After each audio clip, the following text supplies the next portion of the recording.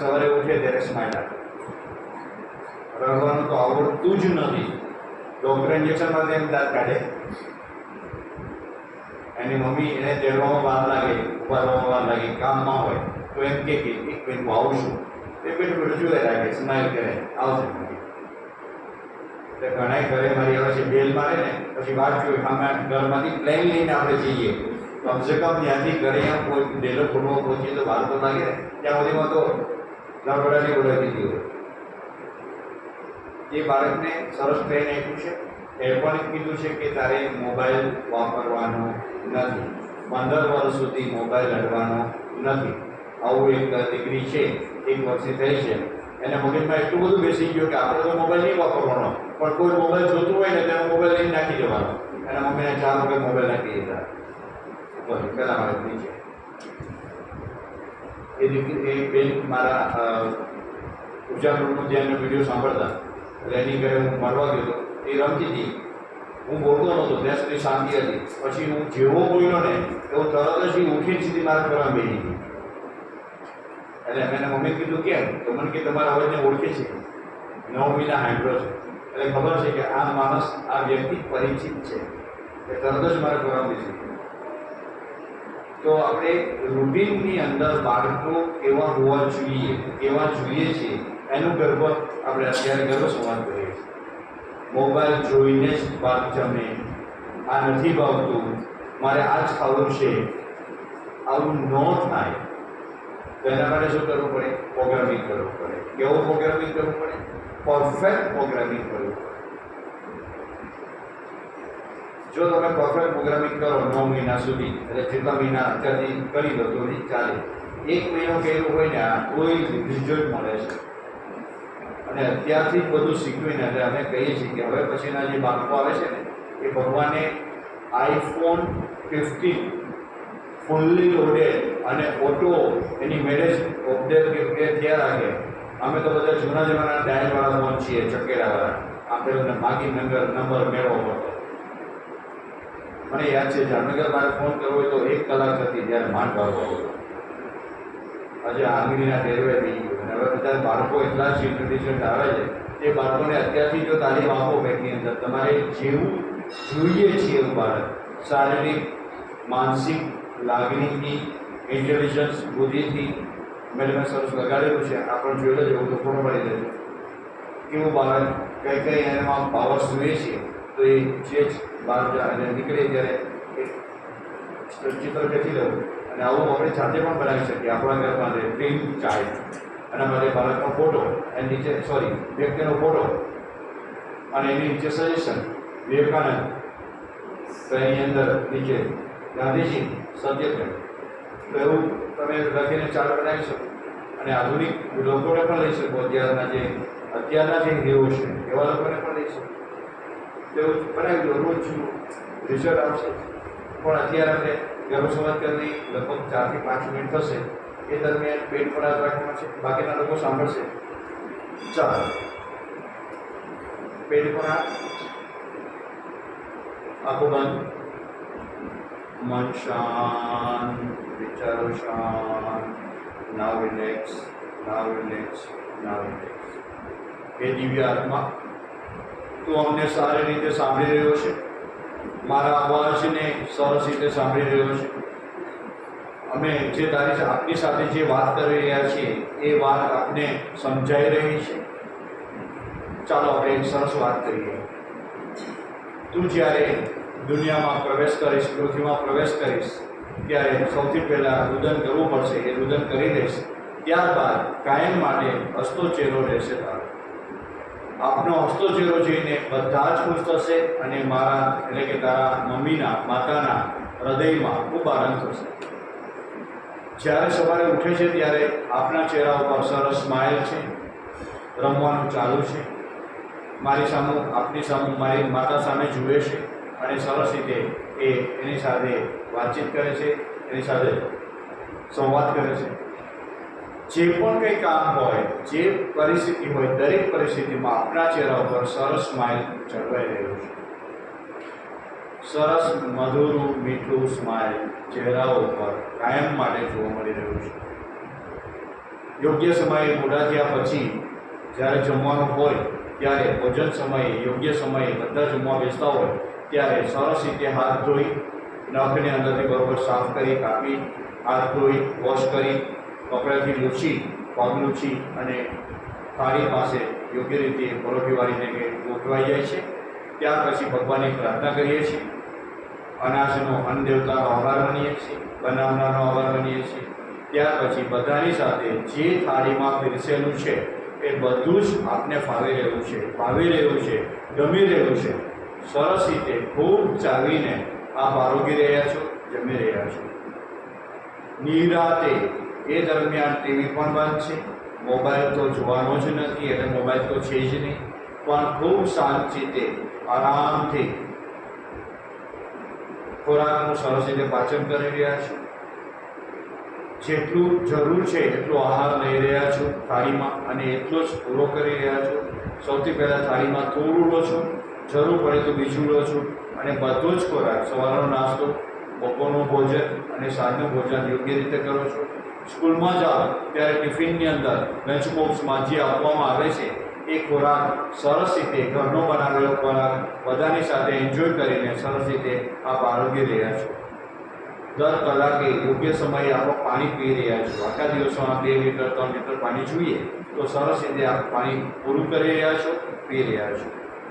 આપની જરૂરિયાતો ખૂબ સીમિત છે, બધું જ ફાવે છે, ચાલશે, ફાવશે, દોડશે એ આપને આત્મસાત થઈ ગયું છે. રાતના 10 વાગે બધું જ કાર્ય પૂરું કરીને 10 વાગે ઊંઘવાનો આપણો સમય થઈ રહ્યો છે. સરસ મજાનું હું વાલરડું ગાઈ રહી છું અને આપ 10 વાગે ઊંઘી રહ્યા છો, ઊંઘી ગયા છો. વહેલી સવારે 4 વાગે, 5 વાગે, 6 વાગે યોગ્ય સમયે આપની ઊંઘ ઉડે છે અને આપની દિનચર્યા ચાલુ થાય છે. આ લાઈફ ટાઈમ આ રીતે ગોઠવાઈ ગયું છે. સાંજનું ભોજન સૂર્યાસ્ત પહેલાં, સૂર્ય અસ્ત થાય એ પહેલાં જમી રહ્યા છો. સવારનો નાસ્તો આપણા ટાઈમ ટેબલ મુજબ, સ્કૂલની અનુકૂળતા મુજબ 8, 8:30, 7:30 કરી લીધો છે. બપોરનું ભોજન 12:30 થી 1ની વચ્ચે યોગ્ય સમયે કરી રહ્યા છો અને સાંજનું ભોજન 6-7 વાગ્યા પહેલાં કરી રહ્યા છો. આ લાઈફ ટાઈમ તમારામાં ઇનબિલ્ટ આ પ્રોગ્રામ થઈ રહ્યો છે. એ કાયમ માટે આરોગ્ય જાળવવા માટે આ આપને આત્મસાત થઈ રહ્યું છે. ઊંઘ સરસ રીતે થઈ રહી છે. રાતના 10 વાગે ઊંઘી જાઓ છો, સીધા સવારે જ્યારે ફીડિંગની જરૂર પડે ત્યારે નાના હોય ત્યારે, બાકી મોટા થઈને સવારે સીધા જ ઉઠીને બ્રશ કરો છો, યોગ્ય રીતે દાંતણ કરો છો, મંજન કરો છો, પછી ટોયલેટ જાઓ છો, યોગ્ય રીતે સ્નાન કરો છો, જાતે જ સ્નાન કરો છો. પૂરેપૂરા સરસ રીતે સ્નાન કર્યા પછી સરસ રીતે માથું ઓળો છો, કપડાં પહેરો છો અને સરસ રીતે જાતે જ તૈયાર થઈ જાઓ છો. સ્કૂલનો સમય થાય ત્યારે તમારું દફતર, પેન્ટિંગ એ રેડી છે, બુટ સરસ રીતે પહેરી લીધા છે, મોજા પહેરી લીધા છે, હોમવર્ક ચેક થઈ ગયું છે, નોટબુકો ચેક થઈ ગઈ છે. યોગ્ય સમયે વાહન આવવાનું હોય ત્યારે એની 2 મિનિટ પહેલાં તમે રેડી છો અને જેવું વાહન આવે એવું, અથવા તો આપણે મૂકવા જઈએ ત્યારે તરત જ તૈયાર છો અને સ્કૂલે યોગ્ય સમયે યોગ્ય રીતે સ્કૂલે પહોંચો છો. શાળા તમને ગમી રહી છે, એની પ્રાર્થના ગમી રહી છે. દરેક પ્રવૃત્તિઓ, શાળાની દરેક પ્રવૃત્તિમાં ભાગ લઈ રહ્યા છો. ભણવામાં ખૂબ હોશિયાર છો, નવું જ્ઞાન મેળવી રહ્યા છો. સરસ ટીચરો માટે પ્રિય છો, ટ્રસ્ટીઓને પણ પ્રિય લાગી રહ્યા છો, મિત્રોને પણ પ્રિય લાગી રહ્યા છો. વાલીઓ પણ તમારા વખાણ કરી રહ્યા છે અને ઘર આખું આપના વખાણ કરી રહ્યું છે. સરસ રીતે ભણતર ભણી રહ્યા છે. વડીલો આવે ઘરે ત્યારે જે વડીલ હોય એ પ્રમાણે આદર સત્કાર કરી રહ્યા છો. મોટા લોકો હોય તો એને પગે લાગીને વંદન કરી રહ્યા છો, પાણી આપી રહ્યા છો, એમને ખબર પૂછી રહ્યા છો, એની સાથે બેસીને વાતો કરી રહ્યા છો, સ્કૂલની વાત, એમની પોતાની વાત સાંભળી રહ્યા છો, એની સરસ રીતે એની સાથે કરી રહ્યા છો. મહેમાનોનો સરસ રીતે આપને આદર સત્કાર કરતા આવડી રહ્યો છે.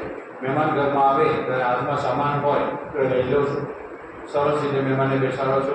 મહેમાન વિદાય થાય તો દરવાજા સુધી અથવા તો એના ગાડી સુધી તમે એને મૂકવા જાઓ છો. આ ખૂબ સરસ રીતે રિસ્પેક્ટ રીતે કરી રહ્યા છો.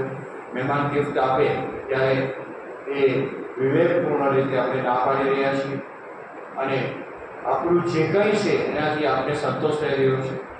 જે કપડાં છે એનાથી સંતોષ થઈ રહ્યો છે. જે સાધન સગવડ છે એનાથી પૂરેપૂરો સંતોષ થઈ રહ્યો છે. આપનો વિકાસ ખૂબ સરસ રીતે થઈ રહ્યો છે. દરેક રમતની અંદર આપ રસ લઈ રહ્યા છો. સંગીત મ્યુઝિક આપણે ગમી રહ્યું છે, ડ્રોઈંગ ગમી રહ્યું છે, દરેક એક્ટિવિટી ગમી રહી છે, ચેસ સરસ રીતે રમી રહ્યા છો. દરેક વસ્તુની અંદર થોડું થોડું જ્ઞાન મેળવી રહ્યા છો. અમુક વસ્તુની અંદર પાવરફુલ ચેસની અંદર માસ્ટરી મેળવી રહ્યા છો, ત્યાં મ્યુઝિકની અંદર ખૂબ આગળ વધી રહ્યા છો, અથવા પેઇન્ટિંગની અંદર ખૂબ આગળ વધી રહ્યા છો. એવું કોઈ સબ્જેક્ટ તમને પ્રિય રીતે ગમી રહ્યો છે, એ તમારો શોખ છે, હોબી છે, જરૂર પડે ત્યારે એમાંથી ઇન્કમ મેળવી રહ્યા છો. તમને સરસ રીતે દરેક જ્ઞાન આત્મસાત થઈ રહ્યું છે અને આપનો વિકાસ ખૂબ સરસ રીતે થઈ રહ્યો છે. આપને અમે વાત કરી, આપને ગમી હશે, પસંદ પડી હશે, તમે એનો રિસ્પોન્સ આપી રહ્યા છો. હવે આપણે ફરીથી સાંજે ફરીથી મળીશું. અત્યારે અમે ગર્ભ સંસ્કાર જે વાત સાંભળી રહ્યા છીએ તે આપણા સુધી પહોંચી રહી છે. ત્યાં સુધી ચાલો આવજો, બાય. બન્યા કઈ કશો 1 2 3 આંખ ઉપર રાખી દો. 3 વખત આ કોરોને બંધ કરો. ચહેરા ઉપર હાથ ફેરવો. આ એક સેમ્પલ છે. આમાં બધા જ ફેરફારો કરી શકાય. આ બધા જ આદેશ ઇંગ્લિશમાં આપી શકાય. જો ઇંગ્લિશ ફ્લુઅન્ટ આવડતું હોય તો ઇંગ્લિશમાં આપી શકાય, હિન્દીમાં આવડતું હોય હિન્દી આવડી શકાય. બાળકને 3 ભાષા તો શીખવાડવી જ જોઈએ. માતૃભાષા તો આવડવી જ જોઈએ. ગુજરાતી, હિન્દી અને ઇંગ્લિશ એ સિવાય બીજી કોઈ ભાષા તમને ફાવતી હોય તો એ ભાષાનો પણ અભ્યાસ કરવો જોઈએ. રોજ અલગ અલગ ભાષાઓ ભલે 2-4 શબ્દો એ તમારે શીખવા જોઈએ તો બાળકનો સંપૂર્ણ વિકાસ થાય. તમે જ્યારે પૂજા કરતા હો ત્યારે 1 જ મિનિટ માટે ખાલી યાદ રાખી દો કે ચાલો આપણે પૂજા કરીએ. હું પૂજા કરી રહી છું, તારે પણ આ રીતે પૂજા કરવાની છે. આપણે ભગવાનનું ધ્યાન કરવાનું છે. આપણે અત્યારે પ્રાણાયામ કરવાનું છે. અત્યારે આપણે 7 ચક્રનું ધ્યાન કરી રહ્યા છીએ. અત્યારે આપણે ભોજન લઈ રહ્યા છીએ. અત્યારે આપણે ટીવીની આ ગમતી સિરિયલ જોઈ રહ્યા છીએ. તો આ બધું જ જે તમે કરો છો એને પહોંચાડો અને એની સાથે એનો મેસેજ આપો કે આવું શું કામ કરી રહ્યા છે, વાય, એનાથી ફાયદો છે. ગાંધીનગરમાં એક ઓફિસર બેન, એને એક બાળક હતું અને એ બેનને સર્વિસ સવારે 10 વાગે જવાનું થાય એટલે એનો મોટો દીકરો જે પેલો હતો એ રડે કાયમ માટે કે મમ્મી સ્કૂલે સર્વિસ ભણવા જાય. જ્યારે બીજું બાળક રહ્યું ત્યારે પહેલા મહિનાથી શરૂ કરી દીધું કે 10 વાગે મમ્મીએ ઓફિસે જવાનું છે, તારે બાય કહેવાનું છે અને પછી 6 કલાક કે 8 કલાક તારે સારી રીતે રમવાનું છે, યોગ્ય સમયે ભોજન કરવાનું છે, ઘરમાં બધાને મદદ કરવાની છે અને 6 વાગે મમ્મી આવશે ત્યારે તારે દરવાજે વાટ જોવાની છે અને પછી મારી સાથે અડધી કલાક પસાર કરવાની છે. આ કાયમી આખું પ્રોગ્રામિંગ કર્યો. એ બાળક 1 વર્ષનું થયું, દીકરી હતી, એટલી બધી સમજો હતી. 1 વર્ષની થઈ એટલે 10 વાગે ઘરે ઘડિયાળો જોતા નહોતું આવડતું પણ ટિફિન લઈને આવીએ મમ્મી પાસે કે મમ્મી હવે તમારે જવાનું છે સરકાર. અને સાંજે એક્ઝેક્ટ 6 વાગે આવે અને મમ્મી સાથે અડધી કલાક. આ પ્રોગ્રામિંગ જે કંઈક કરો છો એ વાવો છો, જે વાવો છો એ ઉગવાનું જ છે. જેવું વાવશો એવું છે. કારણ કે હું સાથે એક દિવસ કરું છું એટલે મારે ઘણા બધા એવા કિસ્સાઓ આવતા હોય. એક કેસ એવો આવ્યો કે આ બાળક સતત રડે છે, સતત કોઈ રીતે પણ શાંત નથી રહેતું. ડૉક્ટરે ઊંઘના ટીપાએ ઘણા બધા ટીપાએ પણ ક્યાંય ફેર ના પડ્યો. તો મેં કીધું આનું રિઝલ્ટ ચેક કરીએ તો મેં કીધું કંઈ એવી ઘટના બની હતી પ્રેગ્નન્સી દરમિયાન તો કે હા 3 મહિના એવા ખરાબ ગયા હતા કે હું ખૂબ રેડી. તો મેં કીધું હવે એને સર છે હવે કેમ કાઢવી એના માટે પછી એના યોગ્ય રસ્તાઓ કીધા કે આ રીતે કરી શકાય. પણ એ બધું અઘરું છે. પેનથી લખવું હોય ને ચેકવું અઘરું પડે. પ્રોગ્રામિંગ થઈ ગયો હોય એને બદલાવો અઘરો પડે. આપણા મોબાઈલમાં વાયરસ ઘૂસી ગયો હોય તો એને કાઢવો અઘરો પડે, બધું ફોર્મેટ મારવું પડે. પણ અત્યારે સાવચેતીપૂર્વક આખો દિવસ હેપી એન્જોયમાં રહો, આનંદમાં રહો. હમણાં આજે સવારે લેખ વાંચતો હતો કે તમે ભોજન કરો છો એમાં વિટામિન પી છે અને મારા ડૉક્ટર મગજ ચેકવું હોય નવું વિટામિન ક્યાંથી વાત કમાવાના ધંધા છે. પછી ખબર પડી કે નહીં આ તો મેસેજ. પી માને પ્લેઝર માને આનંદ. તમે ભોજન કરો છો એમાં આનંદ મળે છે. વચ્ચે ઘટનાઓ કહું છું એ બહુ લાઇટલી લેજો. અમે લોકો પાલિતાણા ગયા હતા. અમારી ભોજનશાળા છે, જૈન છીએ. તો ભોજનશાળામાં સામે બધા બેઠા હોય તો એમાં એક બેન બેઠા હતા, મોટી ઉંમરના હતા. ફોન ચાલુ કર્યો અને એના ખાવું બહુ નહીં જમવાનું ચાલુ કર્યું અને એ દરમિયાન ખાતા જતા હતા. ત્યારે મને યાદ આવ્યું આ વાત તો ત્યારે કે એનું વિટામિન પી નહોતું ત્યારે, પણ એમાં પ્રેશર હશે કે સમય આનંદ હશે એ ખબર નહીં. પણ જે ભોજન કરો છો એમાંથી જો આનંદ મળે તો એન્ડોફિન નામનું હોર્મોન્સ આપણા બ્રેઇનમાંથી જરે, હેપી હોર્મોન્સ કહેવાય. સેરેટોનિન અને એન્ડોફિન એ ઘણી રીતે આવે છે. એક તો મોબાઈલ વાપરવાથી આવતું હોય, ના વાપરવો, એની જગ્યાએ જમવામાં આનંદ આવે, પ્રાર્થના કરવામાં આનંદ આવે, સ્માઇલ કોઈ કરતું હોય તો આનંદ આવે, સેવા થતી જુઓ તો પણ આનંદ આવે. એક સારી સ્ટોરી જેનો હેપી એન્ડ હોય એ તમે સ્ટોરી સાંભળો તો પણ સેરોટોનિન અને એન્ડોર્ફિન તત્વો આવે કે જેનો હેપી એન્ડ હોય, આનંદદાયક અંત હોય. તો આ રૂટીનમાં એવી સ્ટોરી વાંચવી જોઈએ, એવી સાંભળી પણ શકાય અને સતત મનને આનંદમાં રાખવાની કોશિશ કરવી જોઈએ. એની ભાવ એવું નથી કહેતો કે 9 મહિના દરમિયાન તકલીફો ન થાય, શારીરિક પણ થાય, માનસિક પણ થાય, લાગણીશીલ પણ થાય. ત્યારે આપણી જાતને પ્રોટેક્ટ કરવા માટે આ સાતચક્રનું ધ્યાન છે એ કામ આવે છે. સાતચક્રનું ધ્યાન કરવાથી આપણું ઓરા લેવલ એટલું પાવરફુલ બને છે કે બહારનું જે એટેક હોય, લાગણીઓ, ઇમોશન, એ એટેકને આપણા શરીર સુધી પહોંચવા દેતું નથી, મન સુધી પહોંચવા દેતું નથી. એ પ્રોટેક્શન લેયર બને છે. કારણ કે બધાના ઘરમાં બધું જ 9 મહિના સારું રહે એ અઘરું છે. અને ઘણી વાર જોબ કરતા હોય ત્યારે ઘણા બધા કોમ્પ્લિકેશન આવતા હોય છે. તો એની સામે પ્રોટેક્શન લેયર એ લેયર કયું તો આ સાતચક્રનું ધ્યાન એ નિયમિત કરવાથી, અને આ સાબિત થયેલું છે. ક્લિયરનો ફોટોગ્રાફી એ ફોટોગ્રાફી થાય છે અમદાવાદમાં અત્યારે પડે છે, 5000 રૂપિયાનો ફોટો પાડી દે. એ આપણા શરીરમાં 7 લેયર બતાવે. એમાં કયા લેયરમાં ડેમેજ છે, બ્લેક થતું હોય તો એમ કે આટલા 6 મહિના પછી તમને આ રોગ આવી શકે એ શક્યતા દેખાય. એ લેયર બધા જ કલર પરફેક્ટ દેખાવા જોઈએ. જે લોકો નિયમિત રીતે સાતચક્રનું ધ્યાન કરતા હોય એના 7 લેયર કલર એના એકદમ પરફેક્ટ લાઇનિંગ સાથે હોય. આ હું કહું છું એ બહુ સભાનતાથી કહું છું. એટલે સાતચક્રનું ધ્યાન કરવું ના કરવું એ તમારી પછીની વાત છે, પણ આના ફાયદા આટલા છે. 7 મિનિટ કાઢવાની છે. ક્યાં બેસન કરી શકાય? સેટિંગ ઉપર, ખુરશી ઉપર, ચેર ઉપર, જ્યાં તમને અનુકૂળ હોય ત્યાં. જરૂર નથી પળોટી વાળી શકાય, સીધા પકડીને કરી શકાય. As you wish. એક સુધા સાતચક્રનું ધ્યાન નથી કરાવતું, બેસીને કરી શકાય.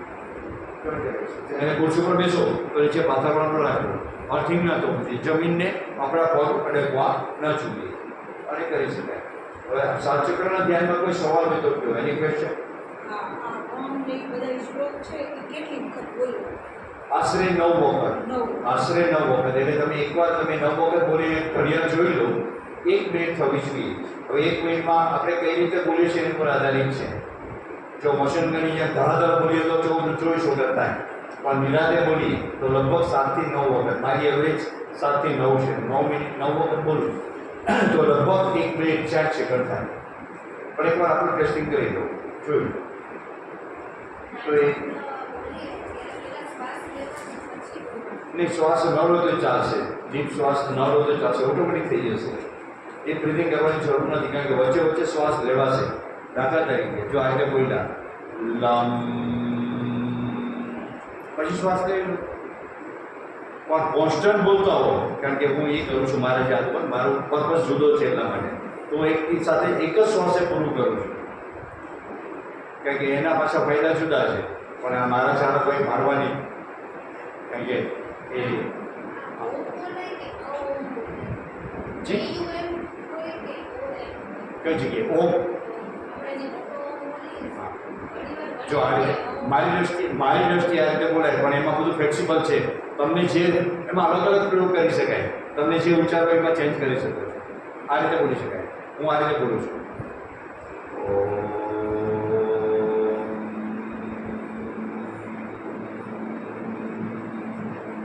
એમાં ત્રણેય જુદા પડે છે, બરાબર?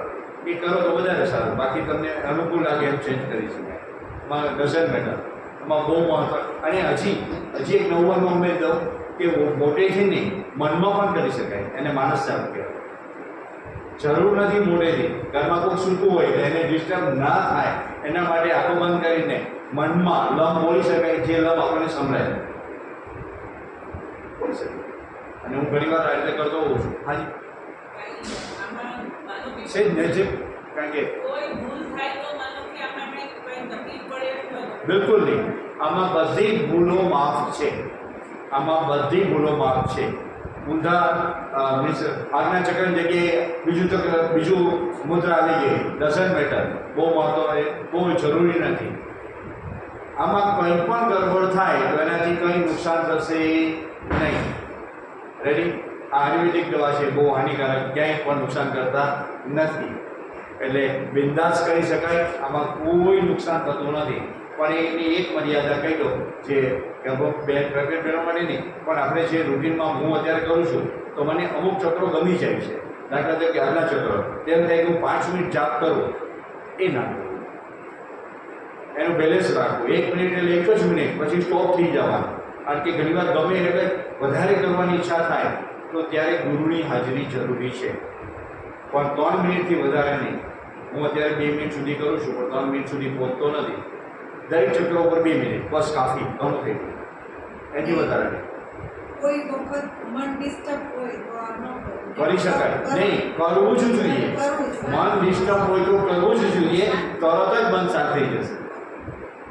ચાલો આ સિવાય હા કોઈ ચક્ર બહુ લોંગ ટાઈમથી બહુ ખરાબ રીતે અનબેલેન્સ ખરાબ જ હોય તો એનું શુદ્ધિકરણ કેવી રીતે કરવું છે? બસ આજ પદ્ધતિ. 7 ચક્રો 1 મિનિટ શરૂ કરો, એની મેરે શુદ્ધિકરણ થશે. એ બધું એની ઉપર છોડ દો. સોપ દિયા તેરે હાથો મેં, રસોઈભાઈ સરસ ગીત ગાયું છે. એટલે આ ચક્રો ઉપર છોડી દો, કારણ કે દરેક ચક્રોમાં પોતાની સેન્સ છે, પોતાની બુદ્ધિ છે અને પોતાની રીતે જ કામ કરે છે. ચાલો આપણે નેક્સ્ટ, આના પછી મારે જવાનું છે. હવે આપણે પ્રશ્ન પૂરા કરીએ. હા, એક પ્રશ્ન લઈ લીધો.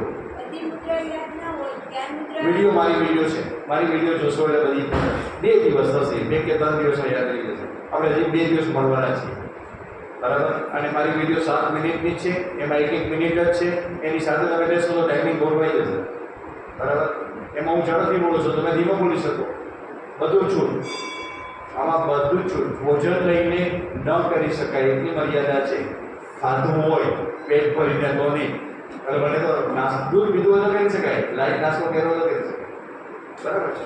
અને મારા ઘણા બધા એવા બહેનો છે કે રાતના 3 વાગે 4 વાગે ઉડી જાય તો બેસીને કરી લે છે. એને કહેવાય બ્રહ્મ મુહૂર્ત, પહેલો બોલ 4 વાગ્યાનો. એમાં જો કરવામાં આવે તો અતિ ઉત્તમ. કારણ કે પ્રેગ્નન્સી દરમિયાન ઘણી વાર શું થાય કે અમુક સમયે ઊંઘ ઉડી જાય તો અડધી કલાક ઊંઘ ના આવે, તો સદુપયોગ કરો લો. 7 ચક્રનું ધ્યાન કરો, કમાન્ડ આપી દો કે 7 ચક્રનું ધ્યાન પૂરું થાય છે અને મને 10 ઘસાટ ઊંઘ આવી રહી છે. જેવા ચક્રો પૂરા કરો તરત જ ઊંઘ આવી. આ બધા રિઝલ્ટ આપણી રીતે ધારીએ ત્યારે ધારે તેવા મળી શકે. એટલા માટે કીધું કે આજે હું તમને શીખડાવું છું, પછી વાક્ય કેમ બનાવવા એ તમારી પર છોડી દઉં. મને વળગી રહેવું જરૂરી નથી. હું કરું એમ જ કરવાની જરૂર નથી. આમાં બધા જ પ્રયોગો માન્ય છે. એટલે એક વખત સવાર મોર્નિંગમાં નહીં 24 કલાક અતિરેક. એક વ્યાખ્યા પૂછી હતી બોસ, સુભાષચંદ્ર બોસ એ ઇન્ટરવ્યુ દેવા ગયા હતા ત્યારે IAS ઓફિસર એના માટે. ત્યારે એને ક્વેશ્ચન પૂછ્યો હતો કે what is definition of poison? ઝેરની વ્યાખ્યા શું? એક જ શબ્દ છે, મોર ધેન, અતિરેક. કોઈ પણ વસ્તુનો અતિરેક નુકસાનકારક છે. અમૃતનો પણ અતિરેક નુકસાનકારક છે. દૂધ સારું પણ 5 લીટર પી જાવ હોસ્પિટલ જવું પડે. ચાલો હવે આપણે ઉર્જાના રૂમનું ધ્યાન કરવાનું છે. આ ઉર્જાના રૂમનું ધ્યાન ની શરૂઆત મેં કરી છે, એટલે મારી શોધ છે એવું કહેવાય. થોડુંક શીખવું તો થોડું પછી મારી રીતે મિક્સ કર્યું, એટલે ભેળ બનાવી જે બધાને ફાવતી હોય. તો આ ઉર્જાના રૂમનું ધ્યાન એટલે શું? એમાં એક સરસ જોશ એ છે કે અમે લોકો 12 સાયન્સની દીકરીઓ, જૂનાગઢમાં 300-200 દીકરીઓ 12 સાયન્સમાં હોય ત્યારે સ્ટ્રેસ બહુ હોય અને હોસ્ટેલમાં રહેતી હોય એટલે રોજ 108 બોલાવવી પડે, બે ચાર તો પડી જ જાય બીમાર થાય ને. તો એ લોકોએ મને કીધું કે તમે આવો ને 7 દિવસ ધ્યાન કરાવ્યું અમે તો બીમારી પડવાનું, જે બીમાર પડવાનું હતું એ ઓછું થઈ ગયું, બંધ. એ દરમિયાન અમે નાના બાળકોને આ કરાવતા 7 ચક્રનું ધ્યાન ને પુસ્તક મુદ્રા, 7 ચક્રનું ધ્યાન અને ઉજાગરનું ધ્યાન, એ ત્રણેય સાથે કરાવતા. તો એનાથી ઘણું બધું સારું રહ્યું, લોકોને સ્ટ્રેસ ઓછું કર્યો, માર્ક વહીતા, સીધી પરીક્ષા કે નીટની પરીક્ષા સારી ગઈ.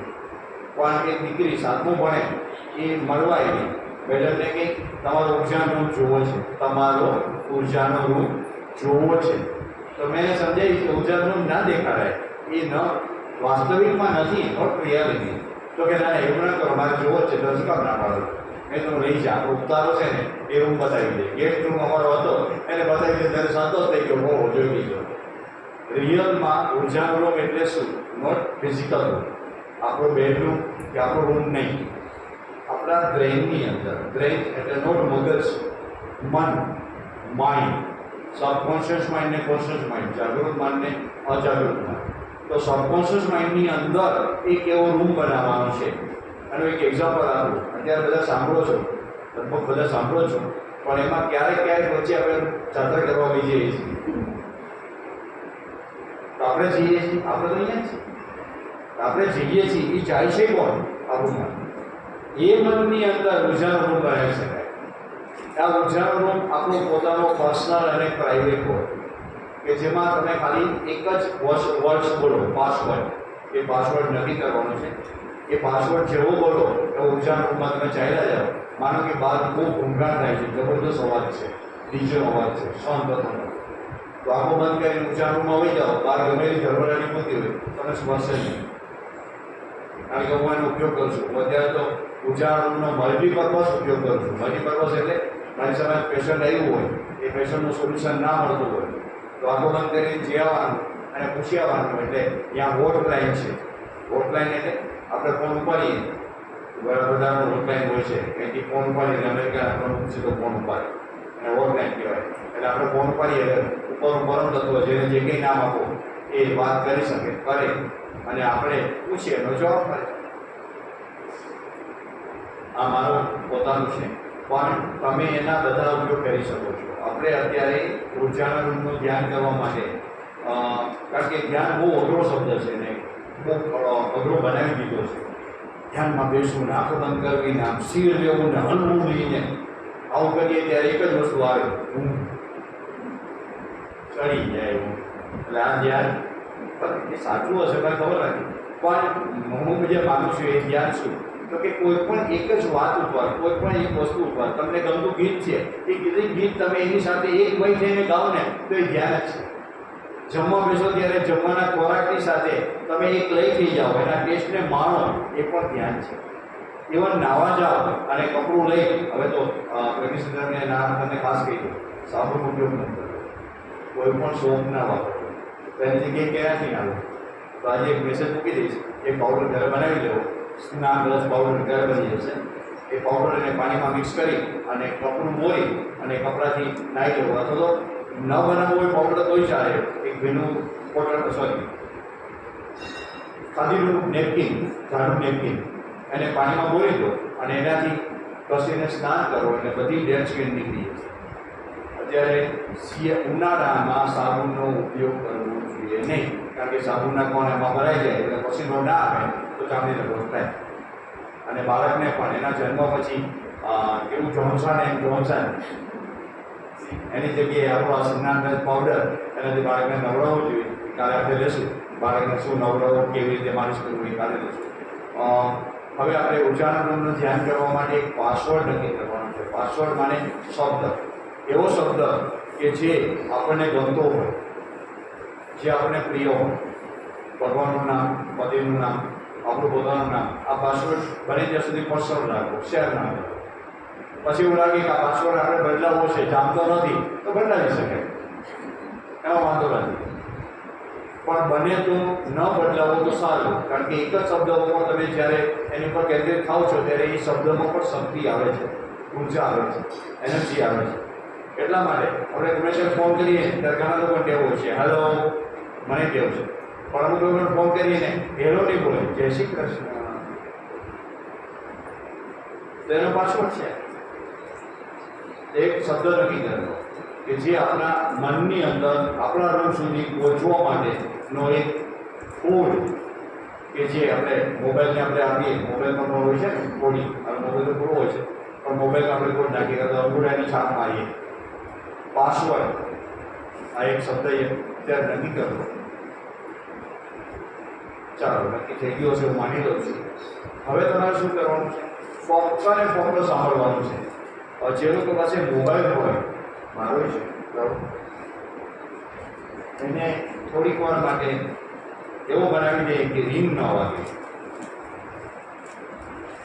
કારણ કે વચ્ચે કોઈની વાગી જાય તો વાંધો નથી, એમાં કંઈ ગુનો નથી. ઓછી રહી ગયો હોય ને વાગે તો વાગવા દે.